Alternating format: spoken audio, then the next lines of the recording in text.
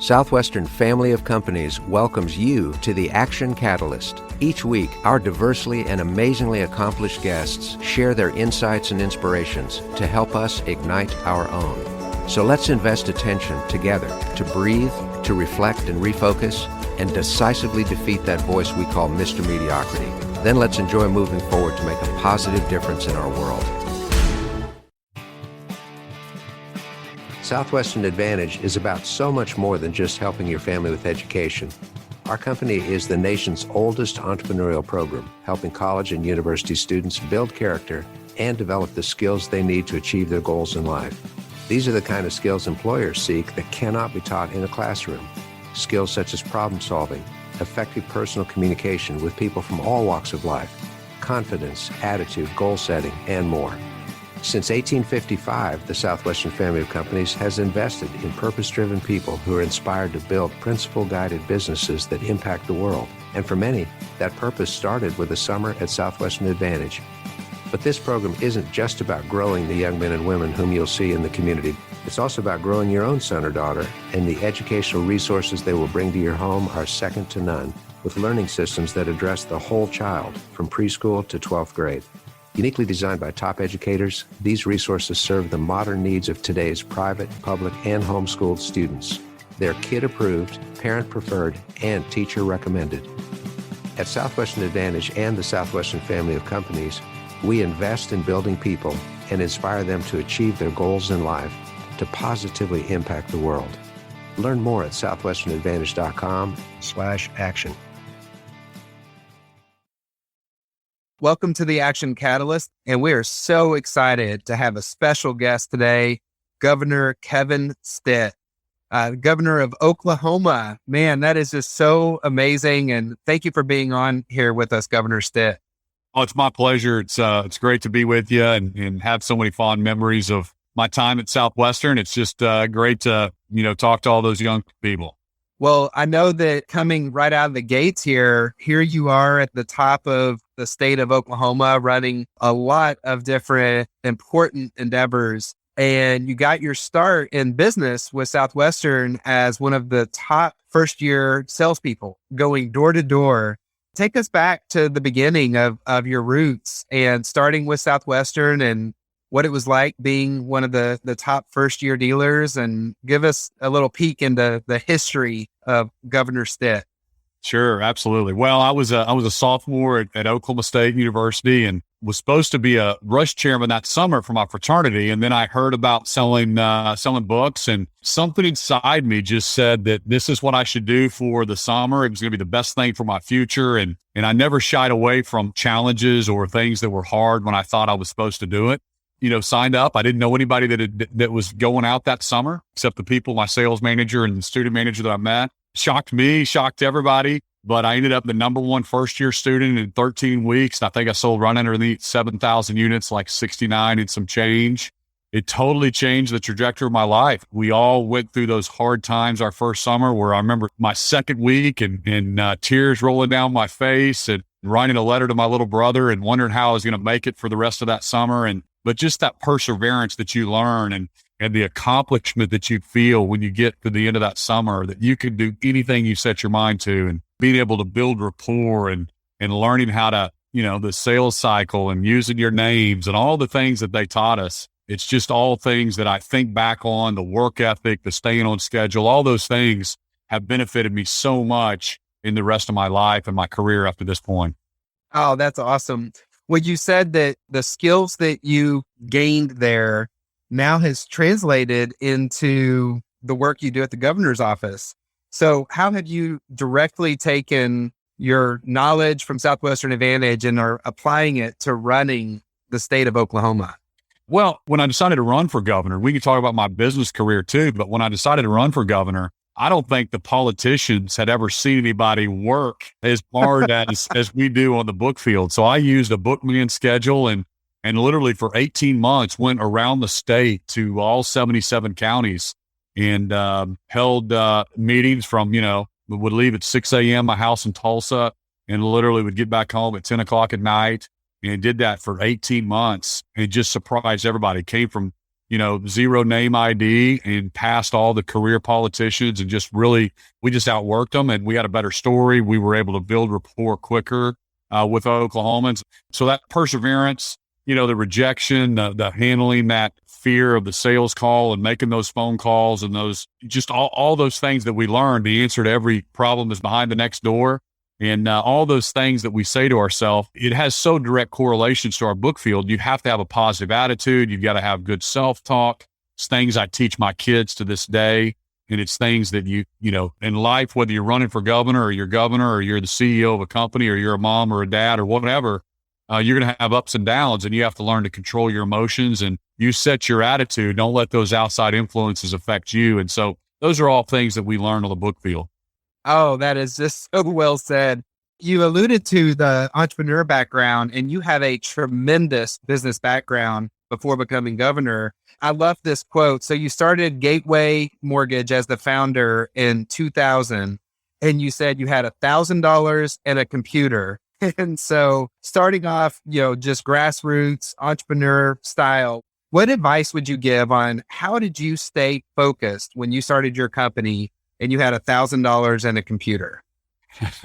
Well, I mean, people see the success today. Today, we have 1,600 employees and we're a bank. We do business in 40 states. But in the beginning, I mean, it's all being fiscally disciplined, taking care of your customers, your employees, setting that big vision and that big dream, and then going out and achieving it. But I mean, it's just, everybody has the same amount of time in a day. It's what you do with it and never giving up. So I'll give you one quick example. Back in 2006 timeframe, I started my company in 2000, but in 2006, I felt like we should have been bigger. I was trying to grow faster, doing everything right, and kind of had to surrender that and just say, hey, I'm just going to do the best I can do. And if it's not in the cards for me to be bigger, then that, so be it. Well, then the financial crisis hit and a lot of people went out of business at that point.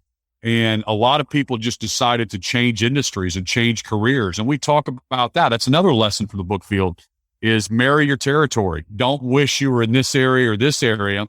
And so I just doubled down on the industry. A lot of people had given up and had moved away from our industry, but I'm just either too stubborn or just, it's not over until I win. I'm going to keep going. And so I doubled down and looking back on it, had we been bigger back in 2006, I probably would have gone out of business like everybody else. Had I given up and thought the regulation was too difficult, I would have, started over and gone to a different industry or different career. But because we stuck to it, it's amazing how, opportunity took us and really, we started really growing after that 2008, 2009 timeframe. And, we are where we are today because of some of those tough decisions. It was tough back in 6, 7, 8, but you never give up. You never know. You're so close to success. People give up just a little bit too soon. And so that's something that, again, we learned that on the book field. There's always a start and a finish and we've got to continue on. And when you choose a career or profession, you are going to have rocky times, period. Everybody does. But you've got to persevere through that. And that's something that I know that book folks know. Well, you alluded to my next question, which is after starting that business in 2000, whatever you can share, would you mind sharing revenue or anything on the size and scope of the business that you built today? Yeah. So 1,600 employees and we're a bank now. So anybody can look up our numbers on the FDIC websites. But we were the second most profitable bank in the country between 2 to 5 billion in size, something like that. So just amazing what the Lord has done and blessed us with. About 2 billion in assets. Revenue, I've been over here running governor and I've got a great team. My general counsel is the CEO. So I totally trust the team and not even really involved right now with the business. I've got my hands full with the state. So exact numbers on revenue side, when I was there, 300 million, something like that. Man, for all the entrepreneurs in the audience, they're sitting there going, okay, $1,000 in a computer to 300 million. That is quite the track record and very impressive. Thank you. And I love what you're talking about here on the perseverance. If you were to say, I'm talking directly to an entrepreneur right now who's just struggling, what advice would you give them in today's business world? What would you say about not giving up? Because I think that's so relevant. Yeah, I mean, Dan Moore, some of these guys come back to my head that back in our sales schools days that would tell us, nobody ever remembers the quitter. They never remember that guy's name. And so I think it's just so important. And a lot of it is mental. Once you fully commit, providence moves also. So once you marry that industry, your territory, you say, this is what I've chosen, then you go make that the best career you can make it.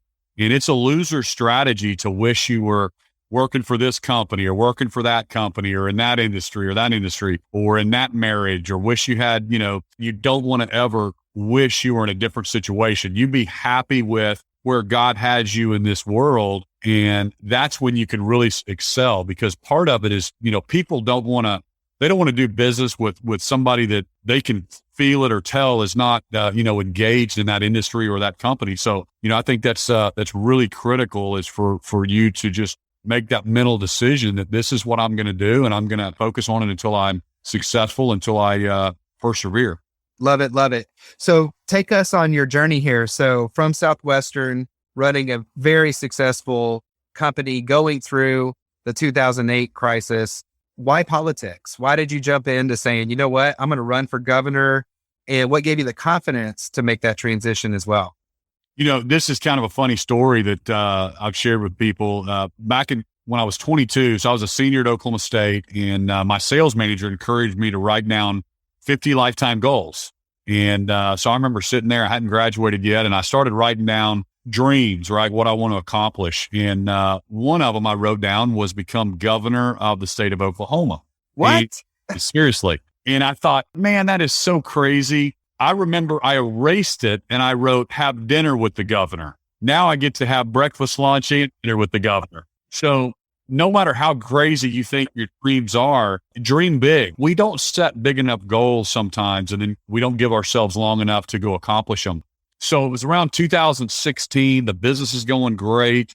We're growing. But as I traveled to other states, I would see a lot of momentum in our different offices, these other states. And I would come back to the state that I grew up in. I'm a fourth generation Oklahoman.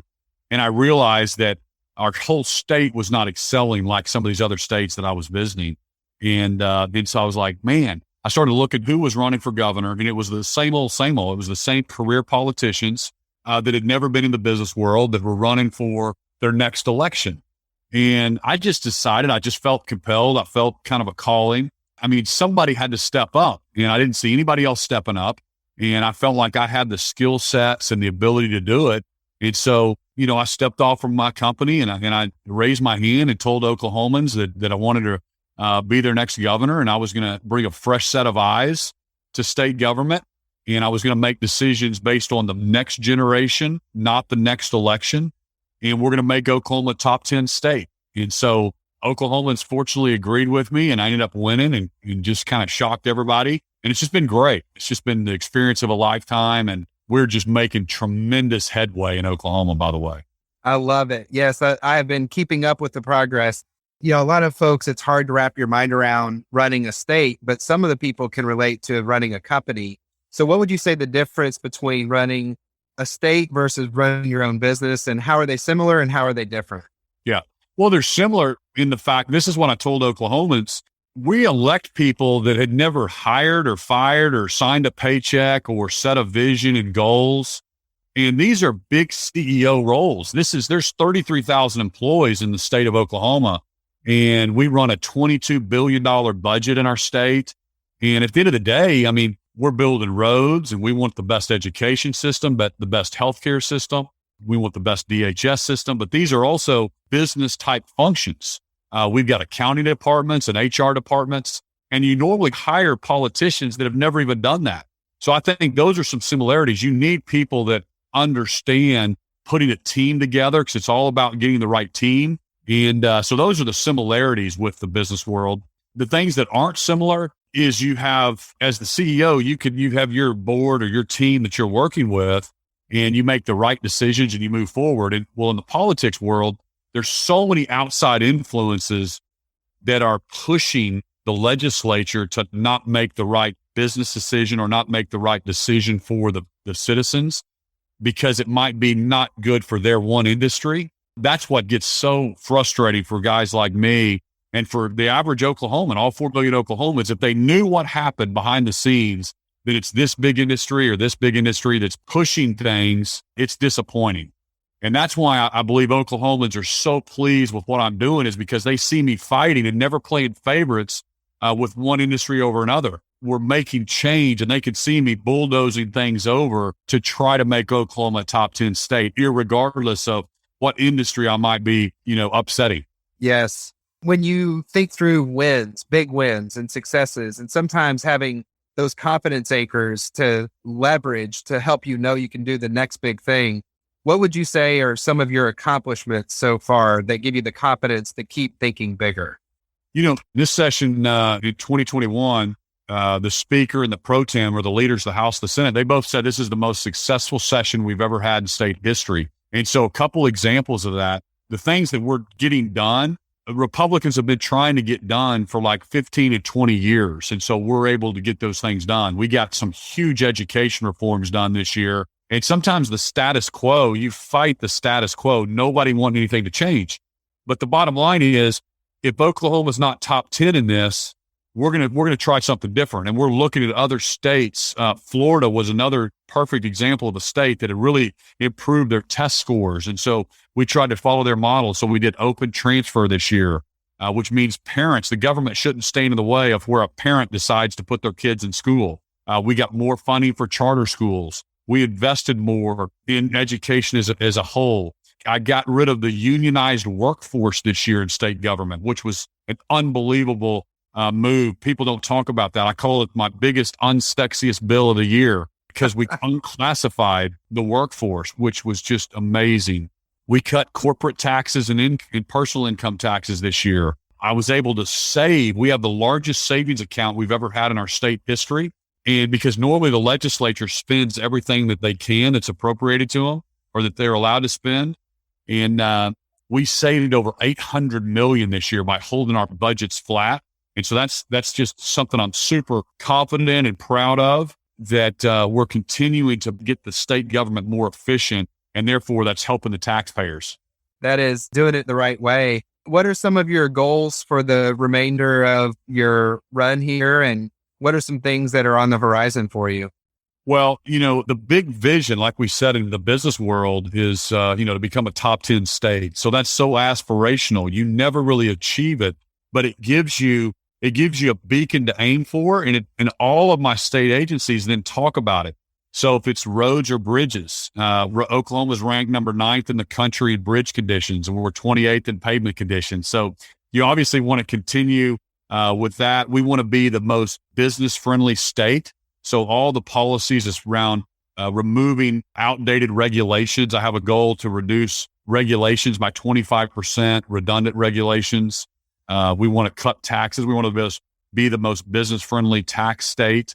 So we want to continue to give our citizens hope. So we have a lot of church groups and trying to bring nonprofits into these spaces that actually change the trajectory of Oklahomans, to give every Oklahoman hope that their future can be better than their present.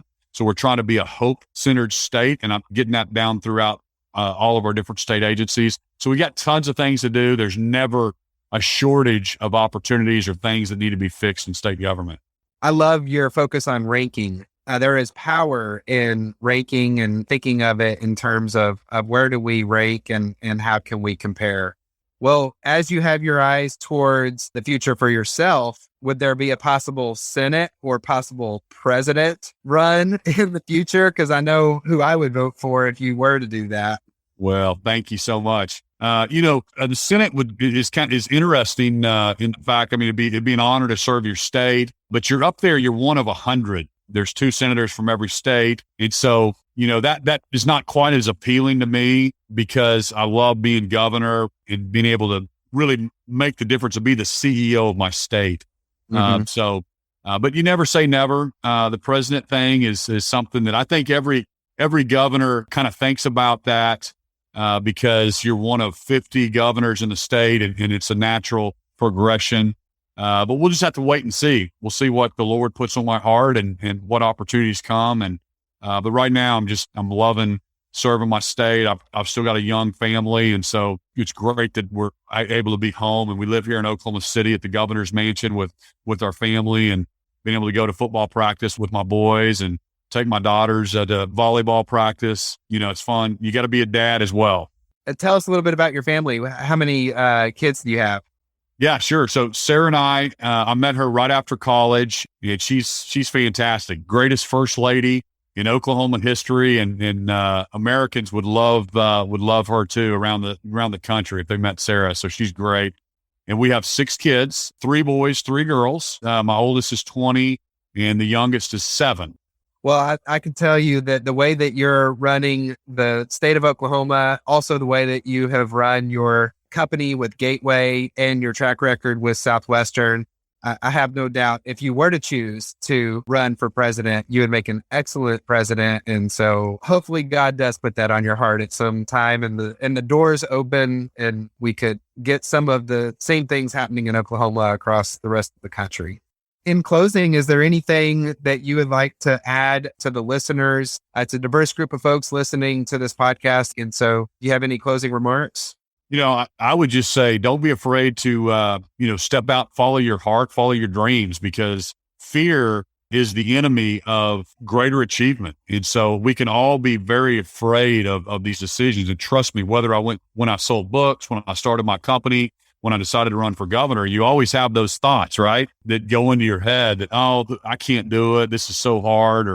And so I just want to encourage the young people to really follow their dreams. And you can literally do anything you set your mind to. It takes preparation. It takes hard work. It takes getting the right mentors and coaches and friends and help along the way. But literally, why not you? Why can't you do it? Somebody's going to do it. Somebody's going to become governor. Somebody's going to become CEO. Somebody's going to invent the next great thing. Why not you? So go for it. Go for your dreams. You can make it happen. And it all started at Southwestern. I love it. Thank you so much, Governor Kevin Stitt. This has been such a great time, and I look forward to our next conversation. Thank you for being here on the Action Catalyst. Absolutely. Thank you so much. If you enjoy this podcast, please make sure to subscribe. To stay updated on everything that the Action Catalyst is up to, make sure to follow us on Facebook and Instagram at Action Catalyst Podcast and Twitter at Catalyst_Action. Thanks for listening.